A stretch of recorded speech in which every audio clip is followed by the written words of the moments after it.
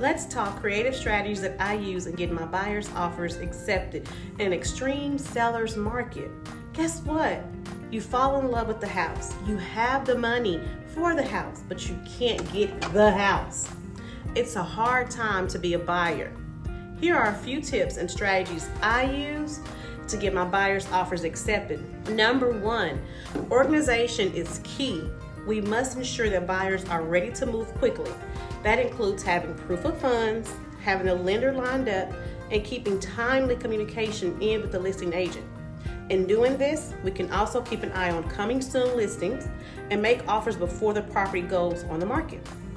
Number 2, speak to the listing agent early and often to get a sense of the highest offer dates, as well as determining the major pressure points for the seller. If we can craft an offer that works for the seller based on the price point and their extra desires like a super fast close or being flexible about their move out timeline, we're more likely to break through and become the winning offer. Lastly, number 3, we use a plethora of other tools at our disposal at the right time. This includes checking with the lender to lower the down payment, to increase the appraisal gap, including escalation clauses, offering free rent back, and so much more.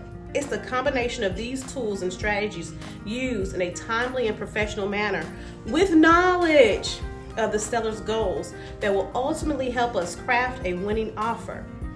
Hey, if you're thinking about buying or selling in this market, shoot me a message and let's talk strategy for your situation.